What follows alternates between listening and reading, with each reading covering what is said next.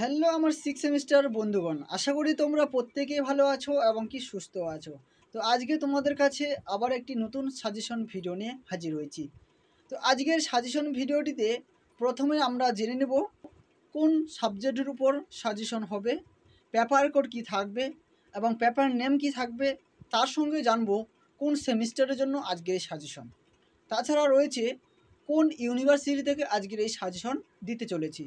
তার আগে আমি রতন তোমাদের প্রত্যেককে স্বাগতম জানাই তোমাদের ইউটিউব চ্যানেল আরগুরু দর্শনে।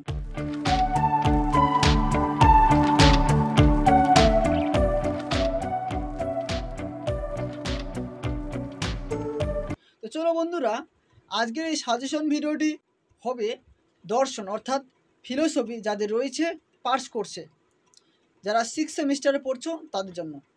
পেপার কোড অর্থাৎ দর্শনের সাবজেক্টটির যে পেপার কোড আজকে থাকবে সেটা হচ্ছে জিই 2A।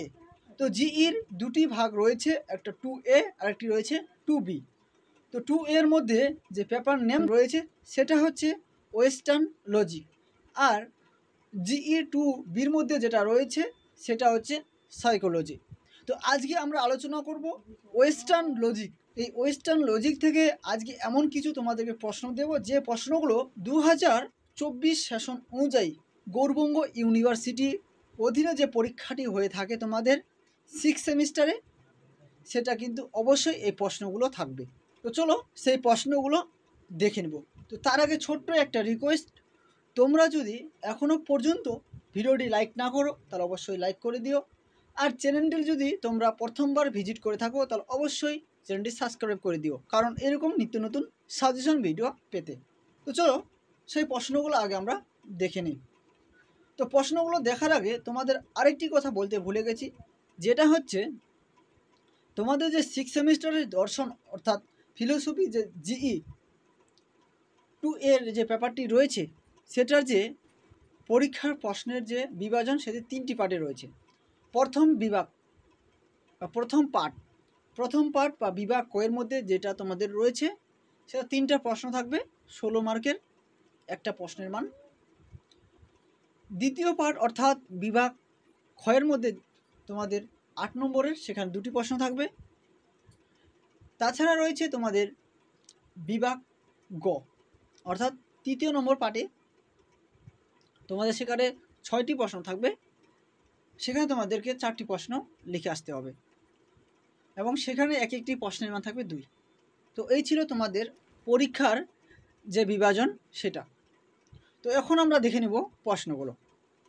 তো প্রথম বিভাগ কয়ের মধ্যে যে প্রশ্নগুলো তোমাদের জন্য ভেরি ভেরি ইম্পর্টেন্ট 2024 সেশনের জন্য রয়েছে সেটা হচ্ছে বচনের বিরোধিতা কাকে বলে, উদাহরণ সহযোগের বিভিন্ন প্রকার বিরোধিতার ব্যাখ্যা করো।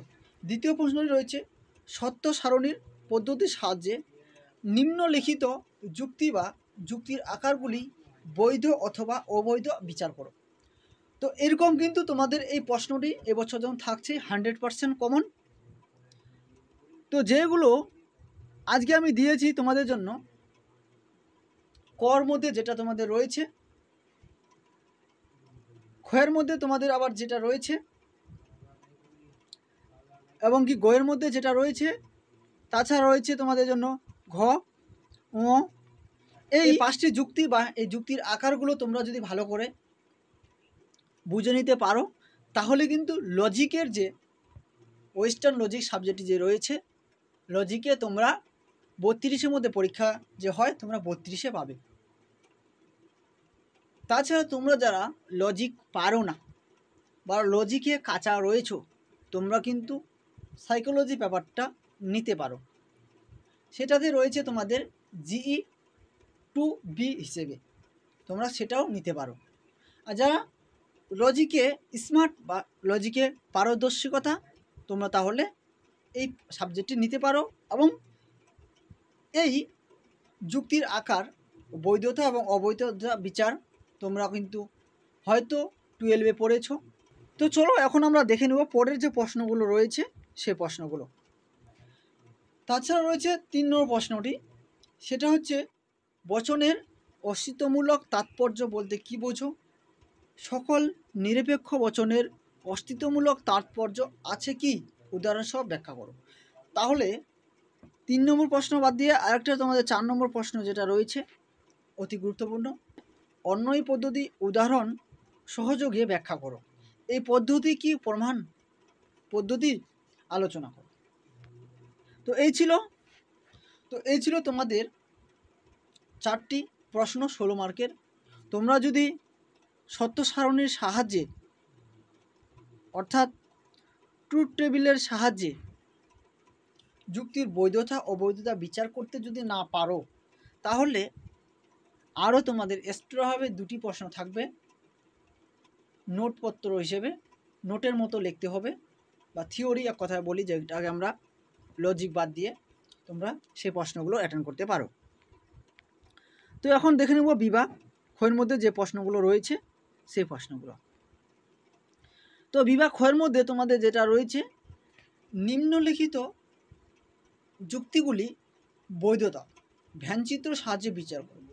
তো অবশ্যই তোমরা ভ্যানচিত্র কেমন হয় এবং ভ্যানচিত্র সাহায্যে যুক্তির বৈধতা বিচার করতে জানো, এটাও তোমরা কিন্তু 12-এ পড়ে থাকবে, অর্থাৎ দ্বাদশ শ্রেণীতে পড়ে থাকবে, বা দ্বাদশ শ্রেণীতে তোমাদের যদি দর্শন বিষয়টি থাকে তাহলে এই বিষয়টি নিয়ে তোমরা অবশ্যই জানো ভ্যানচিত্র কেমন হয়। তো আজকে যে তোমাদেরকে ক এবং ক্ষয়ের মধ্যে যেগুলো দিয়েছি এগুলো তোমরা ট্রাই করতে পারো, এগুলোর মধ্যেই তোমাদের থাকবে ভ্যানচিত্র। তাছাড়া তোমাদের এইভাবে থাকতে পারে বচনের মাধ্যমে, যেমন গ নম্বরে যেটা রয়েছে, যা চকচক করে তাই সোনা নয়, টিনসেল চকচক করে সুতরাং টিনসেল সোনা। তাছাড়া ঘ নম্বরে যেটা রয়েছে, প্লেটো হন একজন গ্রিক, তিনি হন একজন দার্শনিক, সুতরাং কোনো গ্রিক হন দার্শনিক। এগুলো বা এইভাবেই তোমাদের বচনের সাহায্যে ভ্যানচিত্র বিচার করতে বলতে পারে। তো তোমরা যদি ট্রাই করো তাহলে অবশ্যই এগুলোর মধ্যেই থাকবে। তাছাড়া 2 নম্বর যে প্রশ্নটি তোমাদের জন্য রয়েছে সেটা হচ্ছে বচনের অস্তিত্বমূলক তাৎপর্য কি বোঝো, উদাহরণ সহ ব্যাখ্যা করো। 3 নম্বর প্রশ্নটি যেটা রয়েছে তোমাদের জন্য, আবর্তন কাকে বলে, আবর্তনের নিয়মগুলি উল্লেখ করো, ও বচনের আবর্তন কি সম্ভব আলোচনা করো। তাছাড়া 4 নম্বর প্রশ্ন যেটা রয়েছে, বিভিন্ন প্রকার বচনাকারগুলি উদাহরণ সহ আলোচনা করো। তো এই ছিল বিভাগ ক্ষয়ের মধ্যে 4টি প্রশ্ন। এই 4টি প্রশ্ন তোমরা অনায়াসে কমন পেয়ে যাবে। 2টি প্রশ্ন হয়তো এই 4টি প্রশ্ন থেকে তোমরা 2টি প্রশ্ন কমন পেয়ে যাবে, 100% এটা কমন। তাছাড়া তোমরা যদি এই ভ্যানচিত্র সাহায্যে যুক্তিগুলি বিচার করতে যদি না পারো, এটা কিন্তু একটু লজিক্যাল ফর্ম রয়েছে, এই লজিক্যাল ফর্ম বাদ দিয়ে তোমরা কিন্তু 2য় নাম্বার এবং কি 3য় নাম্বার এবং কি 4র্থ নাম্বার যে থিওরি টাইপ প্রশ্নগুলো রয়েছে তোমরা সেগুলো প্রশ্ন লিখতে পারো। তো তার আগে আমি তোমাদের একটি গুরুত্বপূর্ণ জিনিস বলে যাই, তোমরা যদি লজিকের পারদর্শিকতা হও তাহলে অবশ্যই লজিকগুলো করবে যদি সহজ মনে হয়, যদি পারো, যদি মনে হয় যে এটা কনফার্ম এটা পারবে, তাহলে এটা পরীক্ষার মধ্যে করার চেষ্টা করবে। তাছাড়া তোমরা এখন থেকেই প্র্যাকটিস করো যে না লজিকগুলো তোমরা কনফার্ম পরীক্ষার মধ্যে করে আসতে পারো। কেন বলছি লজিকগুলো করতে, কারণ লজিকগুলো তোমরা যদি করো তাহলে কিন্তু ম্যাথে যেমন অর্থাৎ অঙ্কে যেমন অঙ্কটা পুরোটা ঠিক হলেই কিন্তু তোমাদের যেমন 5-এ 5 নম্বর দেয়, তেমনই লজিকের মধ্যে ঠিক এরকমই রয়েছে।